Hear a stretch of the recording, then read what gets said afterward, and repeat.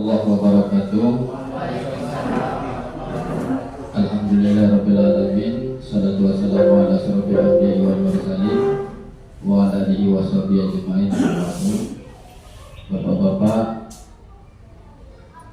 ibu-ibu sekalian yang saya hormati, Bapak Kepala Sekolah SD 75 yang saya hormati, alhamdulillah pada siang hari ini kita dalam rangka diseminisasi budaya positif guru penggerak angkatan 8 SD 75 yang dimonitori oleh Ibu Meristianaga SPD guru kelas. Mudah-mudahan rangkaian acara kita pada hari ini akan mendapat berkah rahmat Allah Subhanahu wa taala. Salawat dan iringan salam marilah selalu kita sanjung agungkan dari junjungan kita Nabi Muhammad sallallahu alaihi wasallam, para sahabat, para aulia, para syuhada, dan mudah-mudahan kelak di akhir kiamat kita semua akan mendapatkan syafaatnya. Bapak-bapak, para hadirin rahimakumullah, bahwasanya pada pagi hari ini kita berkumpul dalam rangka diseminisasi budaya positif guru penggerak angkatan 8 yang akan langsung dibuka oleh Bapak Kepala Sekolah SD 75 kepada Bapak Mauladi SPD. Kami persilakan dengan hormat.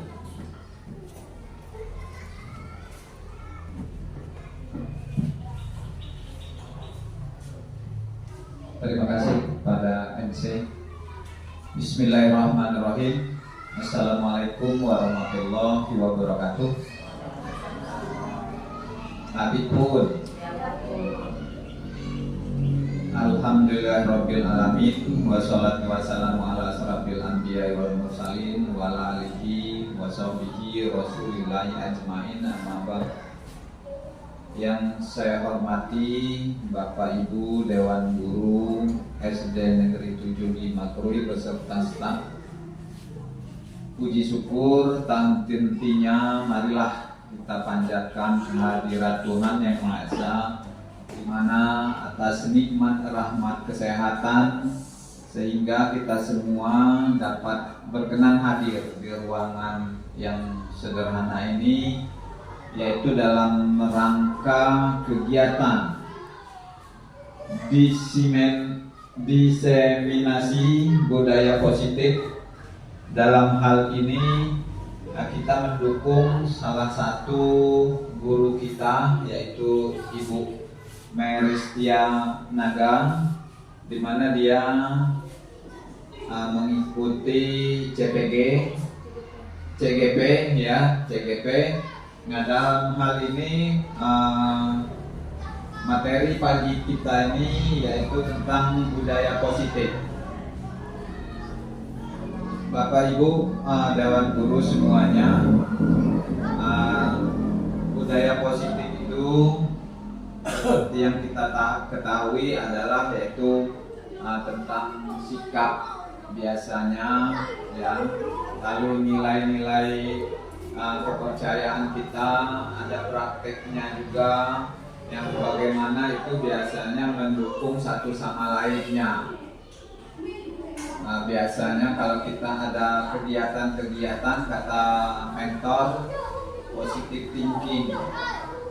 Nah, jadi di sini budaya positif sedikit saya menyampaikan, yaitu intinya merujuk pada sekumpulan norma, nilai, dan kebiasaan positif yang dapat kita lakukan.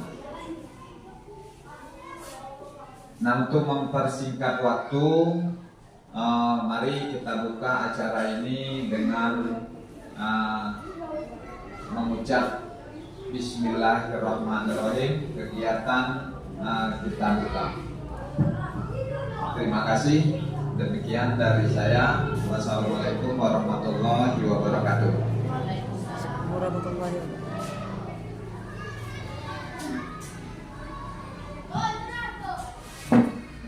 Waalaikumsalam warahmatullahi wabarakatuh. Terima kasih pada Bapak Pimpinan SDN 75 yang telah membuka acara diseminasi budaya positif guru penggerak angkatan 8 SDN 75.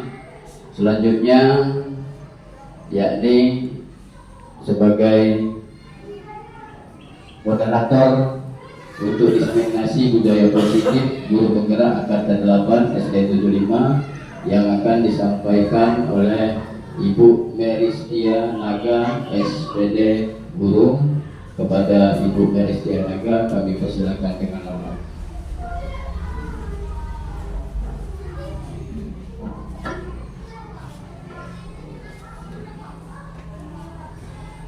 Bismillahirrahmanirrahim. Assalamualaikum warahmatullahi wabarakatuh. Alhamdulillahirabbil alamin. Wassalatu wassalamu ala asrofil anbiya'i wal mursalin wa ala alihi washabihi ajma'in.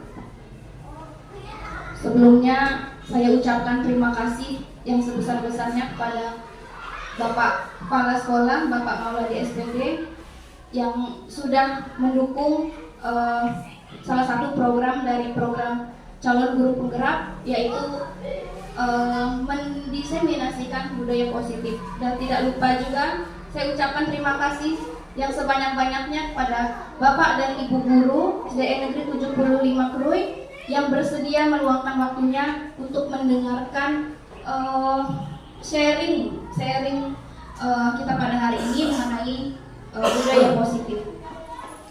Sebelumnya saya ingin mengatakan bahwa di sini saya akan berniat untuk menggurui Bapak dan Ibu semuanya, karena saya yakin Bapak dan Ibu semua orang-orang hebat, orang-orang yang berpengalaman, dan saya masih jauh pengalamannya dari Bapak Ibu sekalian. Jadi pada kegiatan hari ini tuh kita kegiatannya sharing ya Bapak Ibu. Jadi saya tidak menggurui dan tidak juga merasa saya pintar, tidak, tapi saya memenuhi tugas saya sebagai calon guru penggerak, sebagai sambung tangan dari BGP atau yang tadinya namanya FFP untuk mendiseminasikan dari materi yang sudah saya dapatkan di calon guru penggerak, itu tentang budaya positif. Baik, untuk menghemat waktu, saya akan langsung memulai materi kita pada hari ini.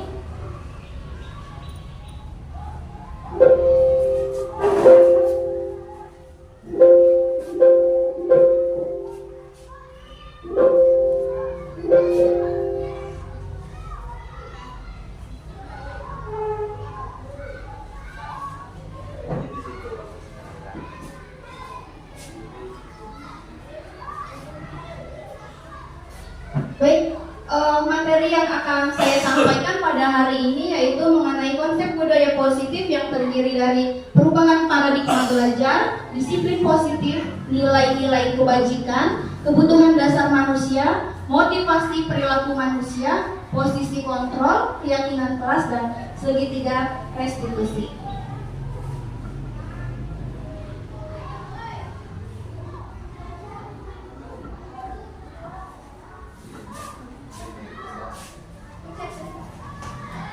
Baik, materi yang pertama yaitu mengenai pembelajaran dengan paradigma baru. Bapak Ibu sekalian, di sini kita sudah memasuki era revolusi industri yang luar biasa ya. Posisi kita bisa saja digantikan oleh teknologi-teknologi yang sudah berkembang gitu. Karena memang teknologi AI pada zaman sekarang itu sudah memang bisa menggantikan pekerjaan apapun. Disinyalir manusia pada beberapa tahun yang akan datang itu akan mengalami yang namanya pengangguran, karena kita akan digantikan dengan teknologi-teknologi yang dibuat oleh manusia. Namun di sini kita sebagai guru, saya rasa jika kita berperan sebagai fasilitator, motivator, dan ingin memperbaiki diri, tentu peran kita tidak akan tergantikan oleh teknologi.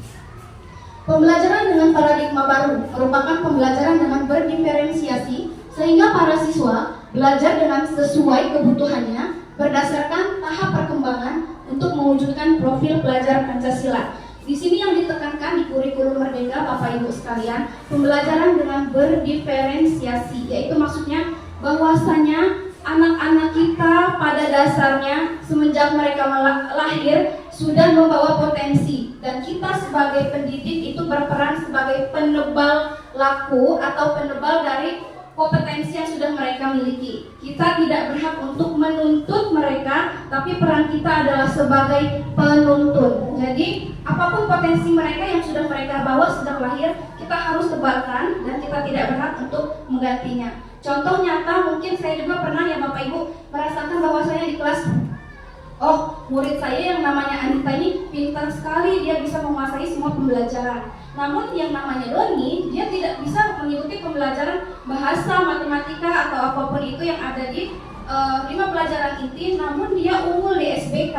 Dia unggul di SBK, dia pintar memainkan alat musik, dia juga bisa melukis seperti itu. Itu kan merupakan satu penebalan laku. Jadi kita tidak berhak menjudge bahwa si Doni ini anak yang bodoh, karena sekarang sudah berlaku berdiferensiasi. Hal ini juga sesuai dengan filosofi Bapak Pendidikan kita, yaitu Ki Hajar Dewantara, yaitu pendidikan itu bersifat menuntun, bukan menuntut. Kemudian kita sebagai tenaga pendidik, sebagai pengajar juga harus mendidik anak-anak kita dengan memperhatikan murid. Jadi pada saat ini guru bukan lagi sumber belajar Bapak Ibu. Guru itu merupakan motivator dan fasilitator. Karena sumber belajar itu bisa dari manapun. Tidak menutup kemungkinan bahwasanya sekarang ini anak-anak sudah sesuai dengan perkembangan kodrat zaman. Mereka tidak mengetahui apa jawaban dari suatu pertanyaan, langsung buka Google. Benar? Ya. Dari buka Google itu kan berarti peran kita sebagai sumber belajar sudah terganti. Itu kan berarti mereka sudah berinisiatif untuk mencari sumber belajar yang lain. Seperti itu ya Bapak Ibu. Jadi kita itu saat ini harus berpihak kepada murid atau menghamba kepada murid. Kata-kata menghamba di sini bukanlah berarti saya harus tunduk terhadap murid saya, bukan. Tapi gimana caranya saat pembelajaran itu kita selalu menghormati murid, menghargainya, jadi tidak mengeluarkan kata-kata keras atau kekerasan verbal yang kita keluarkan. Karena apa? Itu sudah tidak berlaku lagi pada saat ini. Karena anak zaman sekarang, yaitu generasi Z Bapak Ibu, mereka itu bisa saja memendam suatu dendam. Jadi ada berita yang pernah saya lihat bahwasanya ada anak SMP itu dimarahi gurunya, kemudian dia dendam membakar sekolah. Seperti itu. Nah itu kan luar biasa ya Bapak Ibu sekalian, berpikir pendek seperti itu. Jadi peran kita sekarang itu adalah sebagai fasilitator dan motivator. Nah kemudian miskonsepsi mengenai teori kontrol. Apa itu miskonsepsi? Ada yang bisa membantu saya Bapak Ibu sekalian, apa itu miskonsepsi? Mungkin Bapak Murpandi? Gimana Pak? Oke, saya jelaskan lagi ya. Miskonsepsi itu adalah suatu pandangan kita terhadap sesuatu yang kita anggap benar namun salah. Seperti itu. Jadi ada miskonsepsi tentang teori kontrol, bahwasanya kita tuh terkadang memerintahkan anak untuk diam, seperti itu. Kemudian anak itu diam. Nah kita merasa kontrol kita yang berperan di situ ya Bapak Ibu. Namun itu hanya ilusi, itu ilusi semata. Karena yang namanya teori kontrol, saya mau tanya dulu sama Bapak Ibu semua. Yang bisa mengontrol diri kita itu siapa? Diri kita sendiri atau orang lain? Diri kita sendiri. Ya, benar ya. Yang bisa mengontrol diri kita adalah diri kita sendiri. Jadi anak itu punya motivasi di dalam dirinya untuk berbuat yang lebih baik. Itu bukan karena perintah kita, tapi karena memang mereka punya motivasi yang kuat di dalam diri untuk merubah diri. Jadi bukan karena kita ya Bapak Ibu sekalian. Kemudian bahwa semua penguatan positif, efektif dan bermanfaat. Kita membujuk anak-anak, ayolah nak belajar biar dapat juara. Seperti itu kan bujukan ya Bapak Ibu. Ya itu bujukan. Ketika mereka benar belajar dan mendapat juara, itu bukan karena kita, mungkin saja itu bukan berasal dari dalam hati mereka sendiri. Mereka ingin menghargai diri mereka sendiri untuk menjadi seseorang yang lebih baik. Kemudian selanjutnya bahwa kritik membangun. Nah, di sini yang kita pahami selama ini Bapak Ibu, bahwasanya kalau kita mengkritik orang itu, kritiknya membangun seperti itu ya. Tapi ternyata itu salah. Ini pun saya alami Bapak Ibu sekalian. Kritik membangun itu sebenarnya adalah identitas yang gagal. Kenapa? Belum tentu semua orang menerima kritikan, dan belum tentu semua orang itu berpikiran sama dengan apa yang kita pikirkan. Seperti itu. Nah, di sini ada tabel mengubah paradigma dari stimulus respon ke teori kontrol. Dulu sebelum kita mengenal teori kontrol itu ada yang namanya stimulus respon. Yang pertama, realitas kebutuhan kita sama. Nah, di situ menganggap bahwa seluruh kebutuhan kita itu sama. Tapi di teori kontrol mengatakan bahwa realitas kebutuhan kita itu berbeda. Jadi dimaksudkan seperti ini. Saya memiliki kebutuhan yang berbeda dengan Bapak Ibu semua. Benar atau tidak? Ya. Ketika pagi hari mungkin saya datang ke sekolah uring-uringan pusing, itu kan. Sedangkan Ibu Erma datang ke sekolah pagi dengan cerianya. Punya kebutuhan saya yang tidak terpenuhi ternyata di situ. Apa kebutuhannya? Mungkin saja saya di rumah itu belum sarapan. Seperti itu. Bu Erma sudah sarapan, dia tidak mengerjakan tugas apapun di rumah, seperti itu. Jadi pagi udah santai tinggal berangkat ke sekolah, seperti itu. Jadi kita masing-masing individu memiliki kebutuhan yang berbeda. Selanjutnya, mencoba mengubah agar orang lain berpandangan sama dengan kita. Bapak Ibu sekalian, sering terjadi bahwasanya ada mungkin salah satu dari kita memandang bahwa orang ini tuh harusnya seperti ini, cara mengajarnya harus sama dengan saya. Sedangkan pada dasarnya kita, lagi-lagi tadi sudah saya jelaskan bahwasanya kita masing-masing memiliki pandangan dan kebutuhan yang berbeda, seperti itu. Kemudian semua perilaku buruk dilihat sebagai suatu kesalahan. Nah, pada teori stimulus respon itu semua perilaku buruk itu adalah semua merupakan kesalahan. Sedangkan di teori kontrol, perilaku buruk itu punya alasan kenapa dia melakukannya, seperti itu ya. Misalnya saya punya murid saya setiap hari mengganggu teman-temannya yang makan, gitu ya. Nah, ada laporan dari teman-temannya yang lain bahwasannya si A ini mengganggu saya terus, Bu, makanan saya selalu diminta. Nah, setelah saya telusuri kenapa dia melakukan itu, ya ternyata bisa saja karena memang dia di rumah tidak sarapan, kemudian makanan yang disediakan ibunya itu aja, tidak bervariasi. Bisa saja juga dia datang ke sekolah tidak diberi uang jajan, dia lapar, kebutuhan dasarnya untuk makan itu tidak terpenuhi. Jadi terjadilah suatu perilaku. Namun semua perilaku itu memiliki alasan. Kemudian orang lain bisa mengontrol saya, itu pada teori stimulus respon. Nah, sedangkan pada kenyataannya orang lain itu tidak bisa mengontrol diri kita, ya.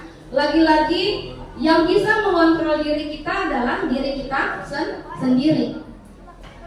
Kemudian pemaksaan ada pada saat bujukan gagal. Nah, kemudian ketika kita sudah berusaha membujuk gagal, ujung-ujungnya ada pemaksaan. Nah, ini yang sering terjadi pada kehidupan kita sehari-hari ya Bapak Ibu dalam dunia pendidikan, seperti itu. Jadi saya harap dengan penyampaian yang saya sharingkan ke Bapak Ibu, mindset kita terhadap murid, terhadap pembelajaran itu bisa berubah. Jadi bagaimana caranya kita bisa memperbaiki kinerja kita sebagai pendidik dan menganggap murid-murid kita itu sama berharganya dan sama pentingnya seperti kita menghargai diri kita sendiri.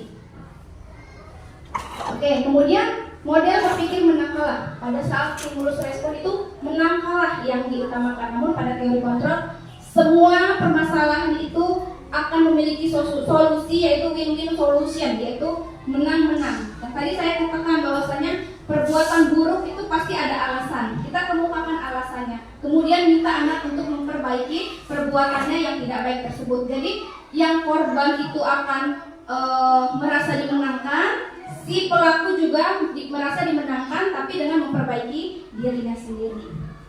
Demikian. Dari teori kontrol dan stimulus respon, sekiranya Bapak Ibu ada yang ingin menanyakan, saya persilahkan, atau ada yang ingin memberikan tanggapan.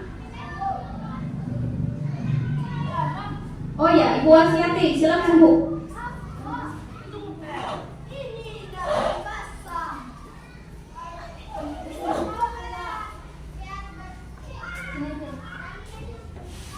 Assalamualaikum warahmatullahi wabarakatuh. Ya, saya di sini mau bertanya. Saya selaku guru kelas rendah, bagaimana cara menangani anak yang kurang terkontrol? Apalagi anak kelas rendah itu kan masih kelas 1, saya khususnya kelas 1 ya Bu ya. Yang untuk emosionalnya kurang terkontrol. Baik, mungkin Bapak Ibu semuanya kan memang sudah berpengalaman. Ada yang mau mencoba membantu saya menjawab pertanyaan dari Ibu Was? Ini pertanyaan luar biasa sekali. Mungkin ada yang ingin Mande, Ibu dah, gimana Ibu? Gimana? Ibu Erma ya? Ya, coba Ibu Erma. Coba saya mau mendengar tanggapan dari Ibu Erma. Gimana tanggapannya mengenai pertanyaan dari Ibu Was?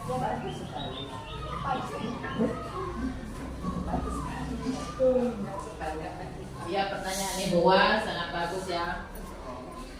Terus anak-anak yang kurang kontrol biasanya ya dari sikap mereka itu, dari rumah itu mungkin kekesalan hati mereka ya.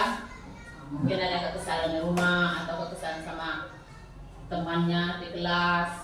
Mungkin juga tugas mereka, dari tugas mereka itu bisa ya menjadi mereka kurang bisa mengontrol diri. Baik, terima kasih. Jawaban yang luar biasa sekali dari Ibu Erma, mungkin berdasarkan pengalaman pribadi ya Bu ya.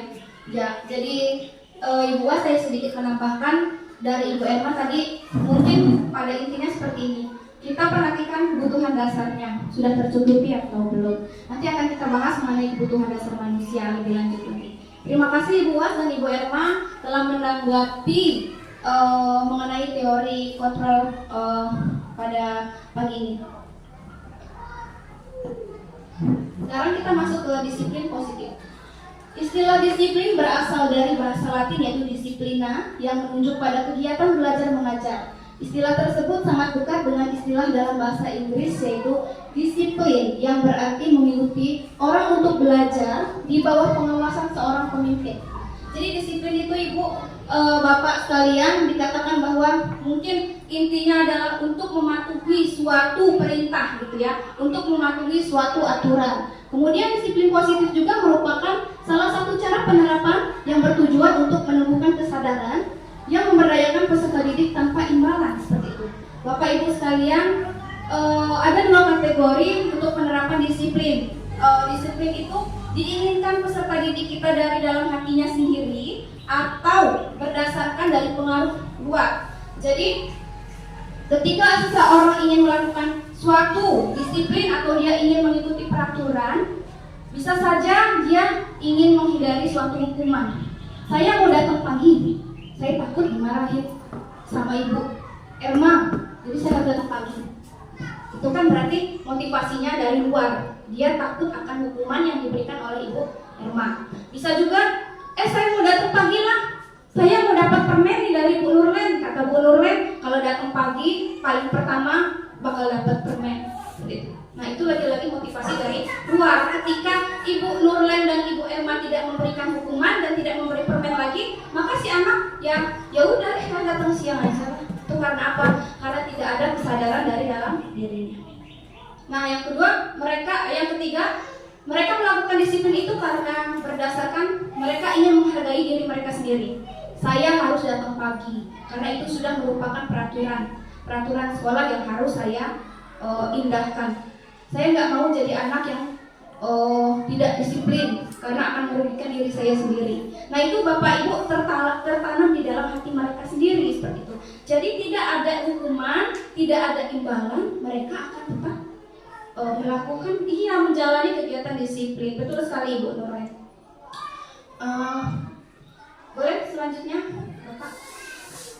Nah, sekarang adalah tentang nilai-nilai kebajikan. Bapak Ibu, nilai kebajikan itu merupakan nilai yang akan kita capai, nilai yang sudah disepakati secara bersama-sama. Itu ada di antaranya berdasarkan profil pelajar Pancasila. Nah, ini yang lagi diagung-agungkan ya, yang sedang kita jalankan, yaitu kita harus menciptakan peserta didik itu sesuai dengan profil pelajar Pancasila, di mana profil pelajar Pancasila itu memiliki nilai-nilai karakter yang terdiri dari beriman dan bertakwa kepada Tuhan Yang Maha Esa. Kemudian berkebinekaan global, mandiri, gotong royong, kreatif, dan bernalar kritis. Ini semua yang harus kita capai. Itu adalah visi kita ke depan untuk menciptakan murid yang seperti apa, yaitu yang berdasarkan profil pelajar Pancasila.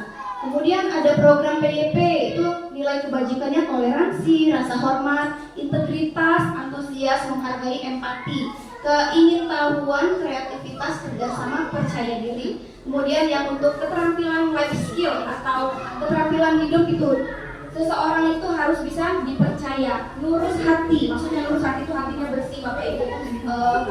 Melakukan sesuatu itu tidak didasarkan rasa keterpaksaan, tidak merendahkan orang lain. Yang sekarang itu lagi happening sekali, yaitu bully ya, Bapak Ibu. Mungkin tidak terjadi juga di anak-anak kita aja, mungkin tanpa kita sadari di lingkungan kita pun, di lingkungan Dewan Guru sering terjadi bully seperti itu ya. Itu yang harus kita hindarkan. Kemudian memberikan daya terbaik dari diri. Maksudnya adalah seseorang itu mampu mengerahkan sesuatu yang terbaik dari dirinya sebagai bentuk penghargaan untuk dirinya sendiri. Seperti itu Bapak Ibu. Dari nilai-nilai kebajikan, kira-kira ada yang ingin menanyakan atau memberikan tanggapan? Gimana Idem? Enough? Cukup? Oke, baik. Nah, kita masuk ke kebutuhan dasar manusia. Ini mungkin berkaitan dengan apa yang ditanyakan oleh Ibu Wasiati. Kebutuhan dasar manusia itu adalah kebutuhan yang harus terpenuhi, Bu. Terdiri dari 5 kebutuhan. Selanjutnya Bapak. Oke. Di sini ada kebutuhan bertahan hidup, yaitu atau survive, bertahan hidup. Kemudian kebutuhan akan kasih sayang, kebutuhan penguasaan, kebebasan, dan kesenangan, seperti itu. Dimana rinciannya itu bertahan hidup itu terdiri dari kebutuhan inti Bapak Ibu, kebutuhan sandang, pangan, papan, itu yang harus terpenuhi ya. Makan, minum, memiliki tempat tinggal untuk berteduh dari panas dan hujan, kemudian memiliki pakaian yang layak, seperti itu. Kemudian kesehatan tidak lupa, itu yang paling penting juga ya, setelah kebutuhan 3 yang sudah saya sebutkan. Karena tidak bisa kita bertahan hidup apabila badan kita pun tidak sehat ya. Kemudian kasih sayang, oke, rasa dicintai, rasa diterima. Saya pikir ini bukan cuma untuk peserta didik kita Bapak Ibu, untuk kita juga mungkin ya, kebutuhan kasih sayang, rasa diterima, dan rasa ingin dicintai itu pasti ada, seperti itu. Gimana Bapak Selamat? Bapak Selamat pasti butuh dengan itu ya Pak, dicintai, kasih sayang dan dicintai. Gimana tuh Pak tanggapannya Pak? Coba dijawab pakai biar lebih gampang. Kalau kebutuhan, ngomong tentang kebutuhan banyak sekali. Iya. Kalau mau dipaparkan di siang hari ini bisa nggak selesai. Mulai dari kebutuhan makan. Tapi makan saya ini apa air kopinya nggak ada, kurang. Hanya itu kayaknya minum. Nah itu termasuk kekurangan. Kebutuhannya tidak terpenuhi ya. Iya. Tadi saya permisi ke kantor, ke ruang itu, ke kantin, nggak ada air putih. Saya udah harus bertemu, itu termasuk kebutuhan, itu yang mendasar. Iya. betul hidup. Jadi kalau selain makanan banyak sekali kebutuhan. Kebutuhan. Kasih sayang gimana kasih Oh, itu nggak bisa dielakkan. Iya, saya rasa semua manusiawi, ya, terutama saya. Nah, itu aja Bu. Mungkin kalau mau diuraikan banyak sekali, contohnya termasuk makan bakso, boleh juga. Terima kasih. Baik, terima kasih Bapak Selamat, tanggapan yang luar biasa sekali, benar sekali bahwasanya kebutuhan kita kadangkala tanpa disadari ada yang kurang. Seperti pagi ini kopinya tidak tersedia, itu kebutuhan dasar untuk Pak Selamat ya, kopi. Oke, kemudian untuk kopi tanpa gula, oke, seperti sayur tanpa garam ya. Oke, kemudian selanjutnya tadi yang kasih sayang, gimana tanggapannya Bapak Selamat? Betul ya, dengan kasih sayang ya, iya, rasa dicintai gitu ya. Oke.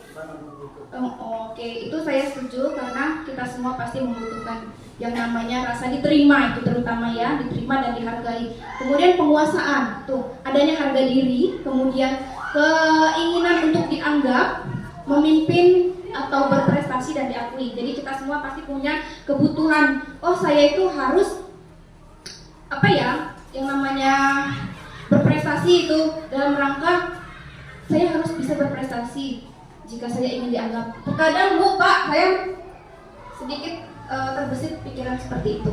Tuh. Jadi mungkin untuk penguasaan juga tidak dipungkiri, kita juga butuh untuk dihargai orang lain ya.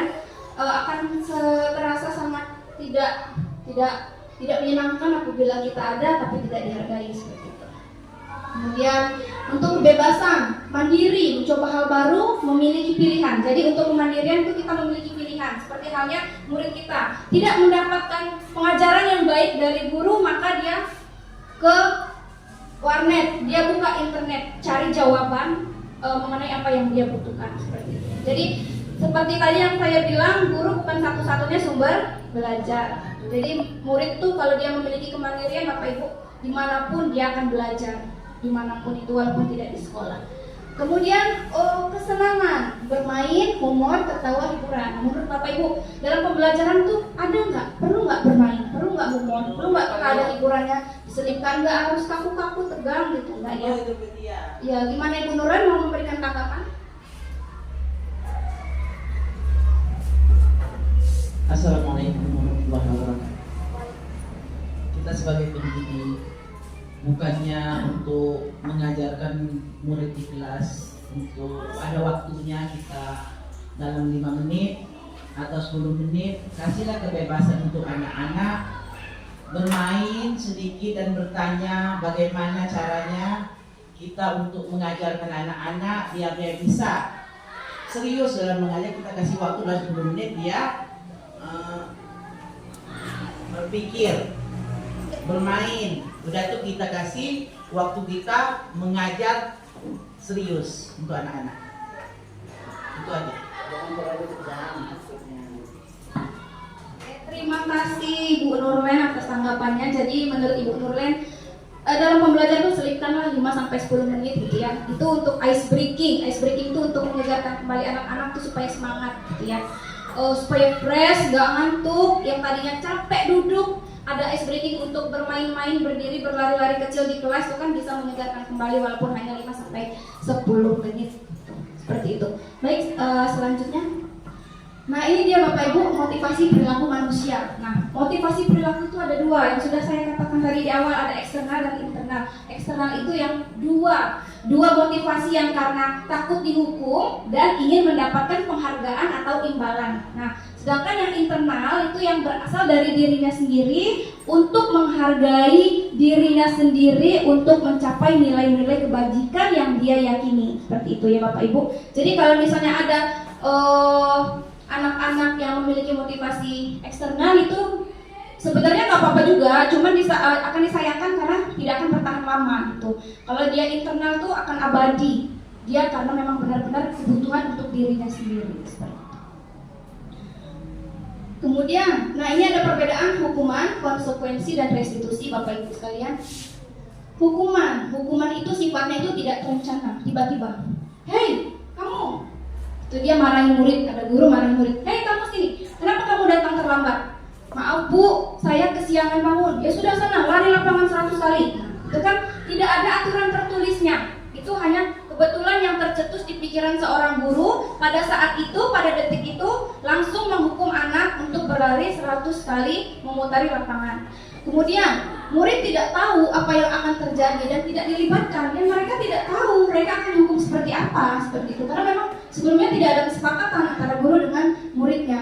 Kemudian bersifat satu arah berupa hukuman fisik dan psikis. Nah, fisik ini bisa tadi ibu bapak menyuruh anak-anak untuk berlari 10 kali lah di lapangan. Kemudian psikisnya kekerasan verbal ya. Dasar kamu pemalas gitu, tanpa tahu apa penyebabnya kesiangan gitu kan. Bisa saja karena semalaman dia tidak tidur karena sakit perut kan, bisa seperti itu. Jadi kita sebagai pendidik pun harus bijak. Bapak Ibu, saya di sini juga bukanlah orang yang sesempurna itu, karena saya juga demikian ya. Bapak Ibu pernah melakukannya. Saya pernah melakukan hukuman yang demikian, walaupun tidak 100, tapi paling tidak 2 kali hukuman muter lapangan. Jadi setelah saya mempelajari modul-modul dari CGP itu, pemikiran saya itu terbuka. Oh, bahwasanya selamanya apa yang saya lakukan itu salah, tidak pantas dilakukan. Saya sebagai seorang pendidik itu tidak pantas. Jadi timbullah rasa kesadaran dalam diri saya. Mungkin kita juga harus melakukan refleksi diri ya Bapak Ibu, introspeksi gitu, untuk pembelajaran kita yang lebih baik ke depannya. Kemudian kalau konsekuensi dia terencana ada dari satu pihak, terus membuat murid juga tidak nyaman tapi sebentar. Jadi konsekuensi itu harus diatur. Misalnya saya nih sebagai guru kelas, murid saya ada yang tidak mengerjakan tugasnya. Kenapa kamu tidak mengerjakan tugas? Saya bertanya seperti itu kepada murid saya ya Bapak Ibu. Jadi murid saya menjawab, saya lupa Bu. Oke, sekarang silakan kamu keluar, kerjakan di luar. Nah, itu konsekuensi. Konsekuensi itu relevansinya dengan antara perbuatan dengan hukuman itu nyambung Bapak Ibu. Jadi kalau yang tadi terlambat kok dihukumnya 100 muter lapangan, itu ada relevansinya nggak? Enggak ya Bapak Ibu, tidak ada relevansinya, nggak nyambung aliasnya ya. Tapi kalau konsekuensi dia masih nyambung, tapi masih juga membuat sesuatu tidak nyaman. Tapi yang ketiga akan baik Bapak. Tadi waktu dia disuruh lari lapangan itu, ada juga settingan perannya, dia berolahraga, peringatan. Iya, kan sering juga saya ngasih hukuman kepada anak itu. Mesti selesai dia putar 2 kali 100 meter itu, dia olahraga sehat. Oke, ada tanggapan dari Bapak kita, Bapak Selamat yang sangat hebat dan luar biasa ya. Dia menganggap bahwa hukuman yang diberikan itu bersifat positif ya Bapak Ibu. Tapi kalau secara logika dia memang sebenarnya kalau hukuman berlari itu untuk kesehatan fisik ya Bapak Ibu. Namun kan murid itu tidak terima kita perlakukan seperti itu gitu. Nah, itu kan harus kita perdalam lagi, kita introspeksi lagi, kita cari lagi solusi yang lebih baik seperti itu. Nah, kemudian yang terakhir ada restitusi. Restitusi ini diterapkan di kelas Bapak Ibu berdasarkan keyakinan kelas. Jadi kita itu buat keyakinan kelas, nanti akan dibahas juga. Jadi akan kita kembalikan nilai apa yang diyakini anak sehingga dia tidak akan mengulang perbuatan itu lagi. Seperti itu. Tuh, sudah 3 restitusi. Baik, boleh dilanjut Bapak.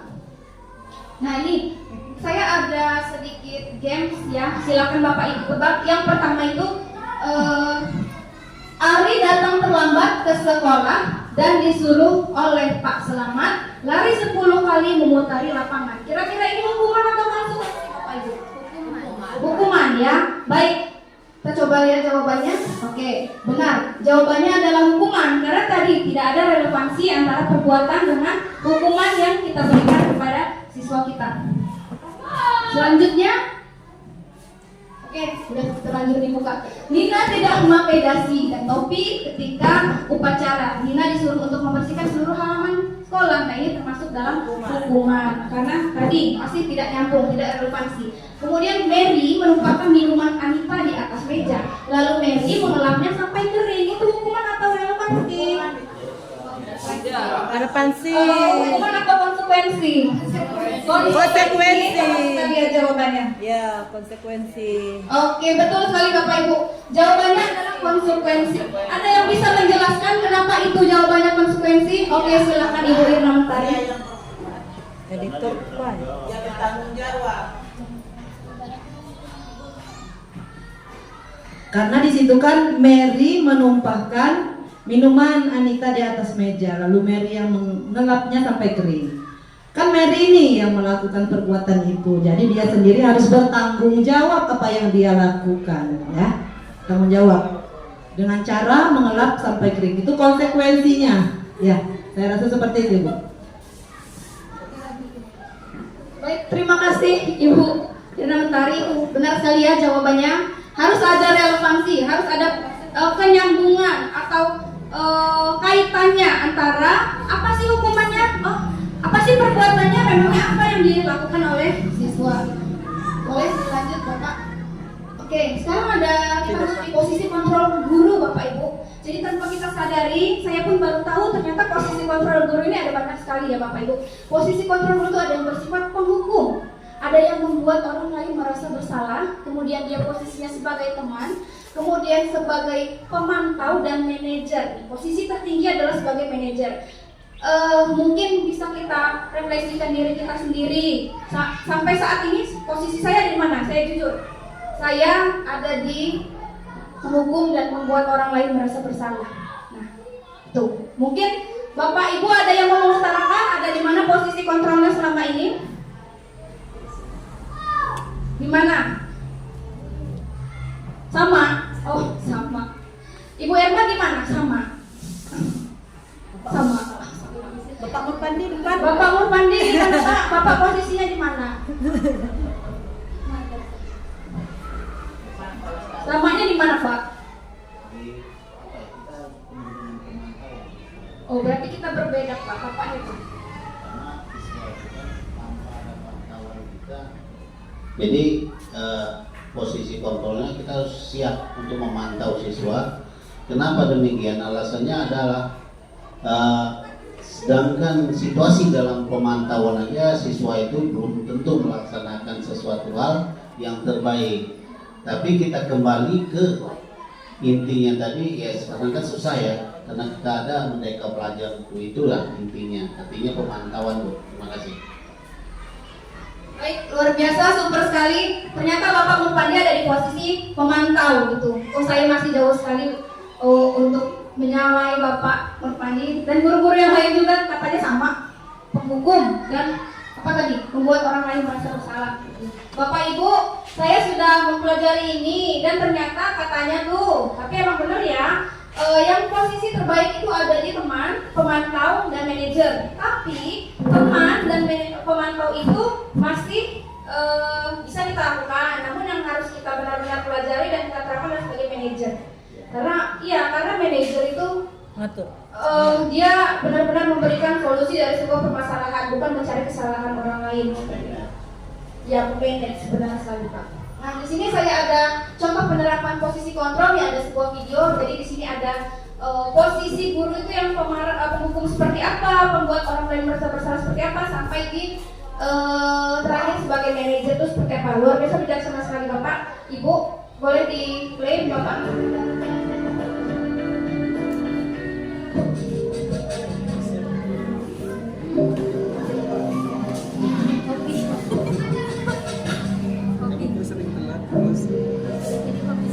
Zaran! Meja kemudian. Sini kamu! Selamat pagi, Bu. Selalu terlambat. Kamu deh, pasti terlambat. Maaf, Bu. Saya Apa? Apa coba? Alasan kamu apa lagi? Kapan sih kamu tidak terlambat? Malas sekali ya kamu jadi anak. saya Dasar pemalas. Gak kapok-kapok sih kamu. Sudah berapa kali terlambat? Sana, kamu keliling lapangan basket 2 kali. kenapa saya harus keliling lapangan basket, Bu? Kenapa? Kamu orang ibu. Berani-beraninya jawab. Sudah terlambat, masih berani jawab pula. Sekarang,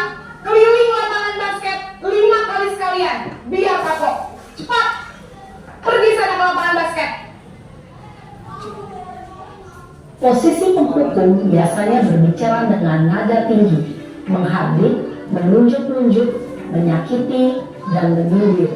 Hukuman bisa berupa fisik maupun psikis. Ibu dan bapak guru hebat. Dampak yang terjadi pada murid ketika guru berada pada posisi penghukum adalah murid cenderung akan memberontak, bahkan menyimpan dendam.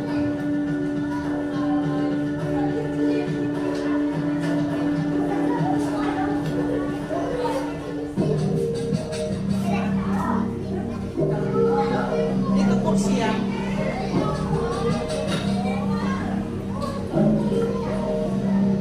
Naren!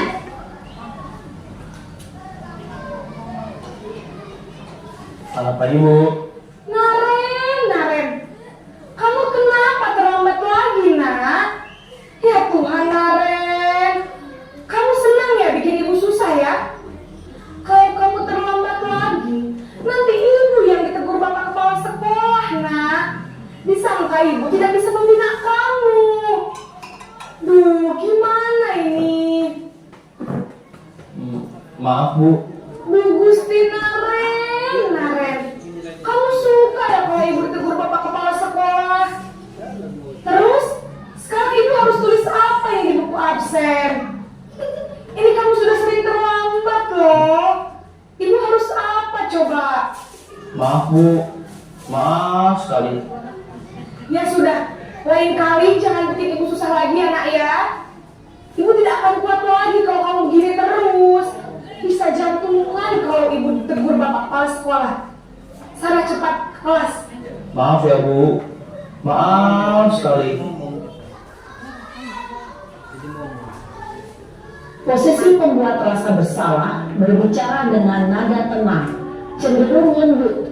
Namun kata-kata yang diutarakan membuat murid merasa menjadi orang yang gagal, memandang buruk dirinya sendiri, merasa tidak berharga, dan tidak sanggup membahagiakan orang lain. Ketika guru mengambil posisi pembuat rasa bersalah, murid akan menganggap dirinya yang bersalah dan ia akan menyimpan emosi negatif tersebut di dalam dirinya.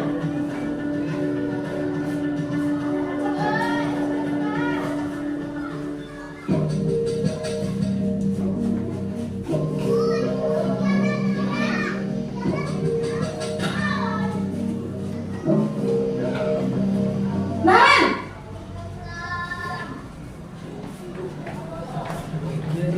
Selamat pagi Bu.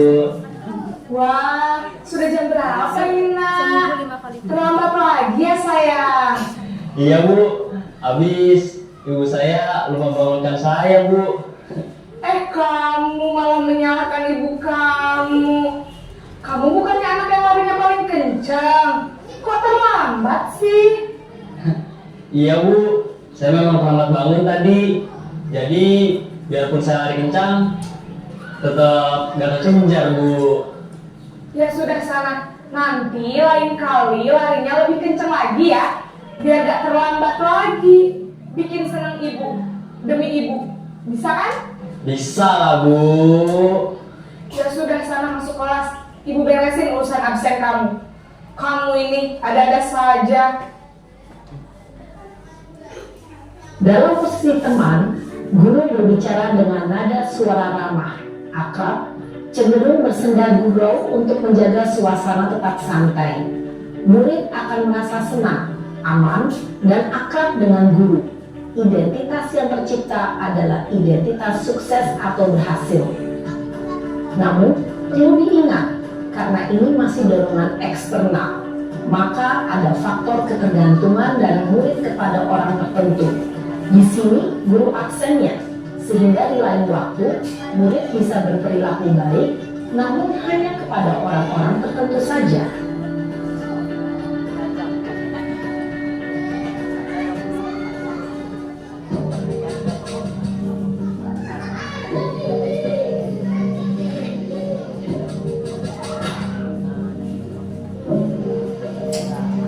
Naren!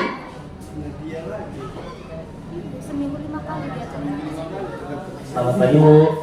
Naren, apa peraturan sekolah kita tentang jam berapa kita harus masuk sekolah, nak? Kita harus di sekolah jam 7, Bu. Iya betul, sekarang sudah jam 7.20. Naren sudah tahu konsekuensinya jika terlambat hadir? Paham, Bu. Saya harus tinggal kelas pas jam istirahat selama 20 menit. Iya benar, konsekuensinya demikian. Jadi nanti jam 9.30 pas istirahat, kamu harus tinggal di kelas, kerjakan tugas tambahan untuk ketertinggalan kamu, ya? Baik, Bu. Posisi pemantau mengandalkan penghitungan atau data untuk mengontrol murid. Guru mengarahkan murid berdasarkan peraturan dan konsekuensi. Seorang pemantau menunjukkan bahasa tubuh dan ekspresi wajah yang datar dan cenderung formal.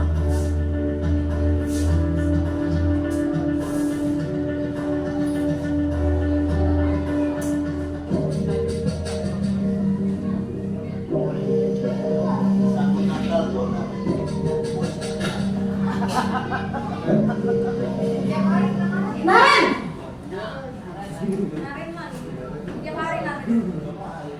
Selamat pagi, Bu. Selamat pagi Naren. Maaf, Bu. Saya terlambat. Iya, sekolah masuknya jam 7, sekarang sudah jam 7.20. Jadi sekarang bagaimana ini Naren? Maaf, Bu. Saya lupa setel alarm saya semalam. Baiklah, menurut kamu, keyakinan sekolah yang mana yang perlu kamu tingkatkan? Menghargai diri sendiri dan orang lain mungkin ya, Bu. Setuju. Jadi, apakah Naren meyakini prinsip saling menghormati tersebut? Iya, Bu. Saya meyakininya. Apakah Naren bersedia memperbaiki masalah keterlambatan ini? Bersedia, Bu. Bagaimana kamu akan perbaiki masalah keterlambatan ini? Saya akan coba untuk tidak lupa menyetel alarm saya, Bu. Baik, kalau Naren lupa menyetel alarm di rumah, ada orang yang kira-kira bisa bantu mengingatkan tidak? Ada, Bu. Kakak saya, Kak Emma. Ada lagi selain Kak Emma? Selain Kak Emma, ada ibu saya. Baik, jadi yang mengingatkan Naren adalah Kak Emma dan ibu kamu ya? Kira-kira akan mulai setel alarm kapan nih Naren? Setelah pulang sekolah, akan segera saya lakukan. Baik, jadi Naren akan setel alarm untuk bangun besok pagi dan akan diingatkan oleh kakak dan ibu Naren ya. Ada lagi yang mungkin perlu dilakukan Naren agar tidak terlambat bangun lagi? Tidak ada, Bu. Baik Naren, terima kasih untuk kerjasama kamu. Sekarang kamu perlu kembali ke kelas untuk belajar. Baik, Bu. Terima kasih.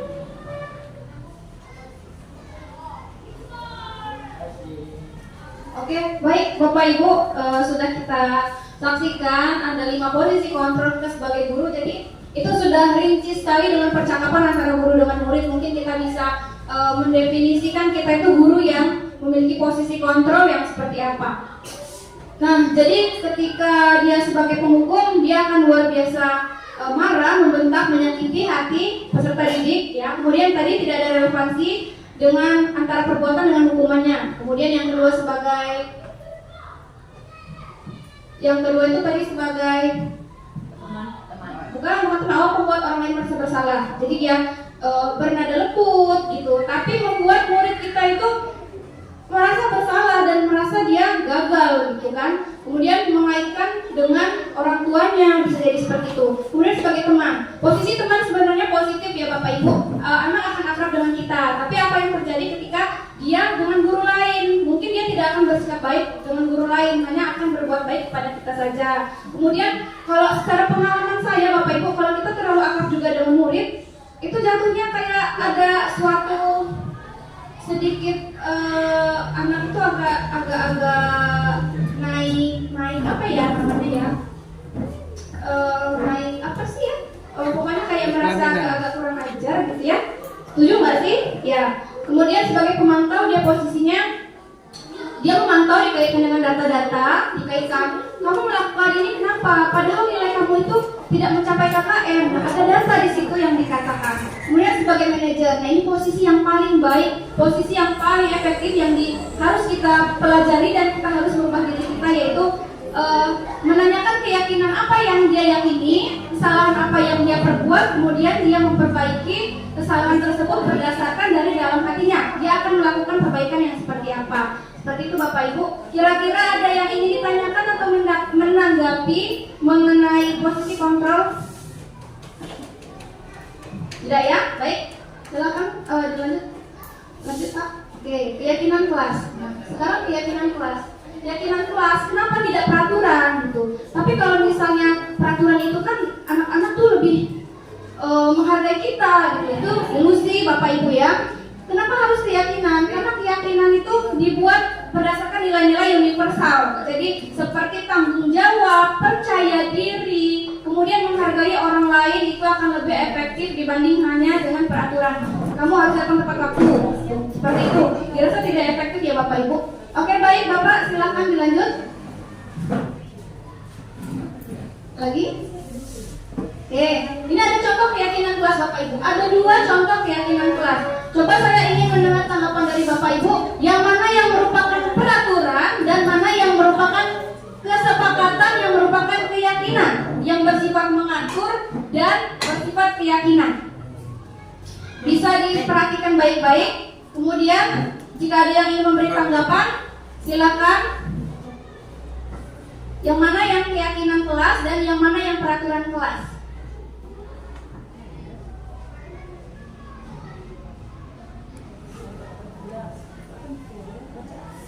Baik, yang peraturan kelas itu yang warna hijau, datang tepat waktu, mengucapkan salam, kemudian menjaga kebersihan sekolah. Nah, yang kesepakatan kelas yang warnanya putih, kami guru dan murid, itu ya, kami guru dan murid wajib menghormati.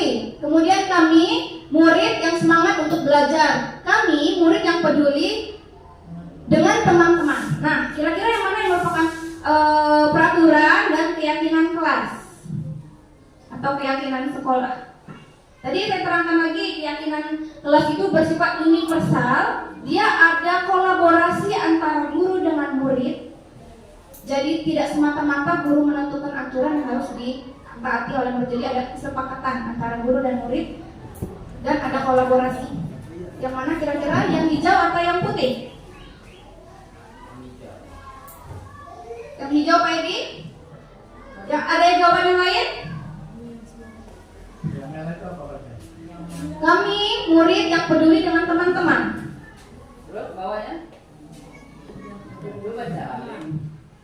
Yang ini datang tepat waktu, mengucapkan salam, jaga kebersihan sekolah, kemudian tertib.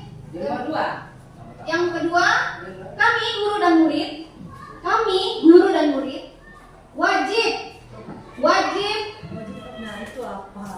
wajib saling menghargai. Kami murid yang semangat untuk belajar, kami murid yang peduli dengan teman-teman.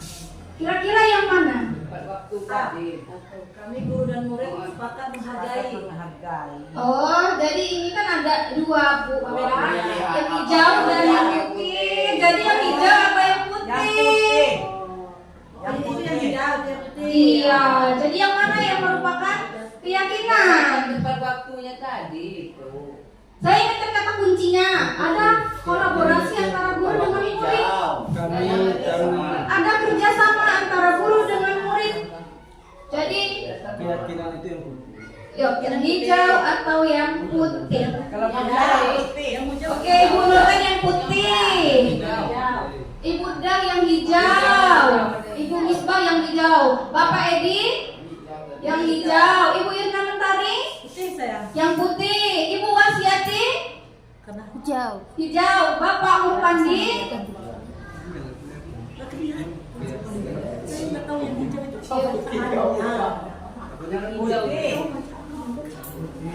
Pak Selamat yang putih. Baik, saya uraikan tadi kan saya sudah berkali-kali mengatakan kata kuncinya bahwasanya ada kolaborasi antara guru dan murid.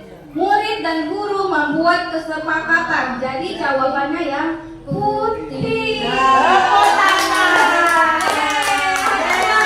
Menjawab putih. 3 orang yang menjawab putih. Ya, baik ya. Jadi itu perbedaan antara peraturan dengan keyakinan. Ada problemnya. Jangan, tidak boleh itu. Berarti itu motivasi eksternal itu. Minta permen. Biar tambah apa dong? Tambah semangat. Tenang.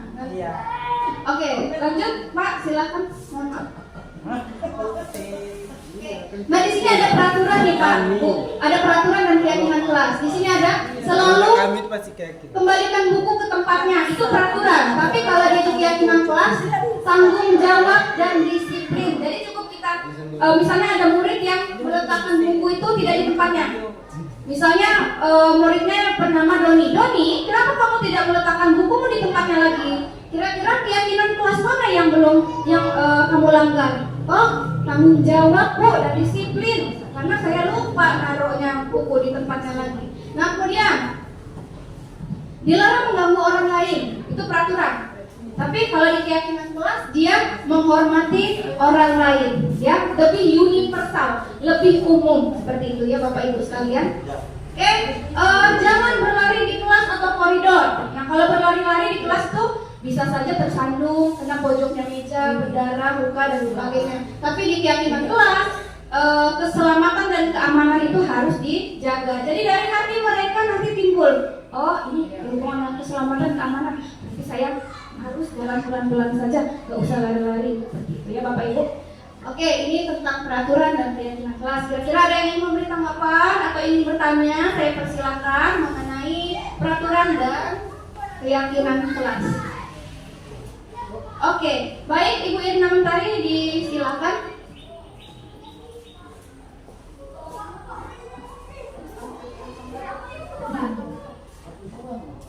Yang ingin saya tanyakan, perbedaan antara peraturan dan keyakinan kelas itu yang kita terapkan itu bagaimana perbedaannya Bu? Kita lihat dari mananya, peraturannya atau keyakinan kelasnya? Terima kasih. Baik, terima kasih Ibu Irna. Jadi Ibu Irna, bagaimana menerapkan peraturan dengan keyakinan? Jadi peraturan itu tadi sudah saya katakan Ibu Irna dan Ibu-ibu semuanya, bahwasanya peraturan itu bersifat satu arah. Hanya guru yang memberi aturan dan murid yang harus menerapkan, ya, murid yang harus mematuhi. Tapi kalau keyakinan kelas dia bersifat universal, tidak diatur dalam satu kegiatan, tapi universal.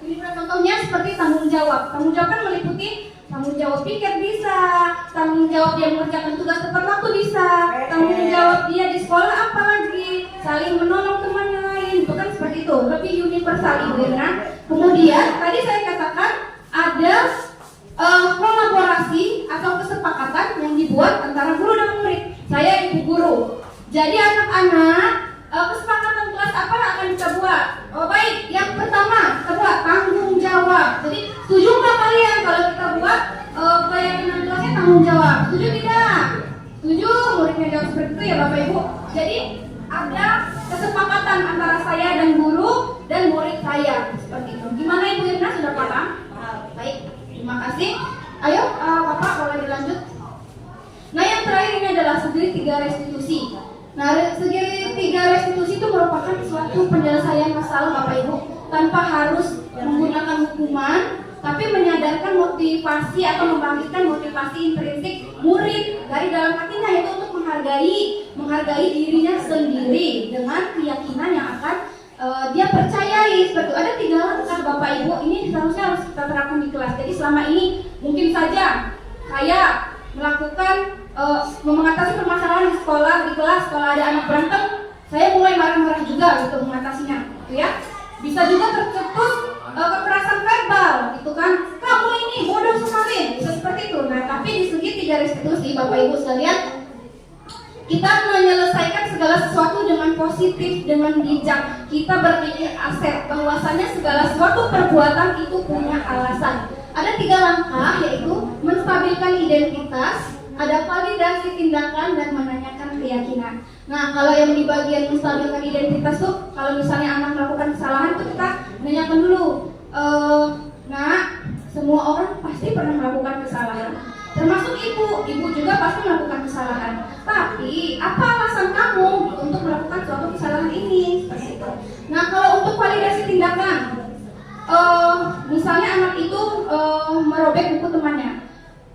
itu kita validasi tindakan itu, bukan negatif tapi kita positifkan. Nah, bisa saja ya sebenarnya kamu melakukan yang lebih buruk dari merobek buku temanmu, tapi kan tidak kamu lakukan. Kira-kira kenapa kamu tidak melakukan? Nah, keyakinan kelasnya ditanyakan. Nah, yang terakhir, keyakinan apa yang kamu yakini gitu sehingga kamu tidak melakukan yang lebih buruk? Kenapa? Terus tanya solusinya. Jadi gimana kamu untuk memperbaiki masalah dengan temanmu seperti itu.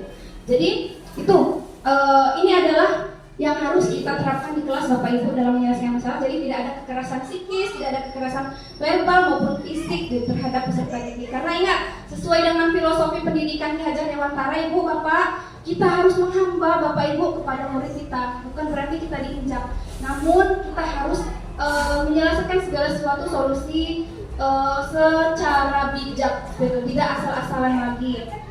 Seperti itu. Baik, boleh dilanjut Bapak. Oke, lanjut. Lanjut. Ini sudah kita bahas. Baik, lanjut. Nah, ini adalah contoh penerapan segitiga restitusi yang saya buat sendiri. Mohon maaf kalau wajahnya ada wajah saya sendiri ya. Silakan duduk, Nak. Zizi tahu kenapa Ibu panggil ke sini? Mungkin berkaitan dengan ya, benar. Tapi kemarin Ibu juga dengar dari Bu Tiket bahwasanya Zizi berkelahi juga dengan Putri. Ya, tetapi saya tidak mengatakan bahwa saya bisa sama Putri karena dia tidak bisa mengenalmu seperti itu masalahnya. Jadi semua orang pasti sering melakukan kesalahan. Ibu pun juga sering melakukan kesalahan.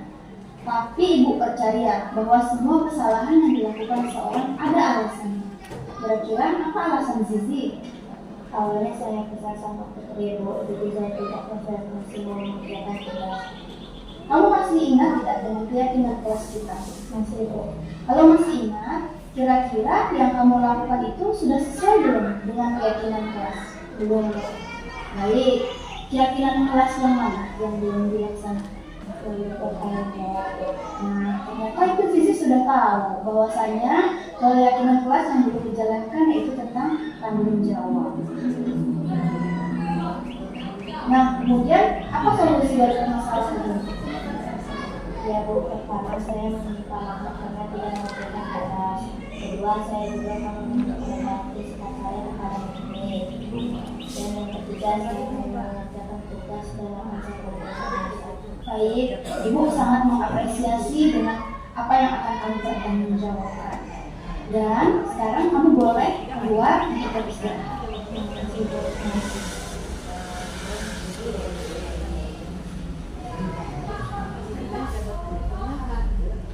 Maaf ya kalau aktingnya tidak menunjang karena saya bukan artis. Saya artis tapi artis papan tulis Bapak Ibu.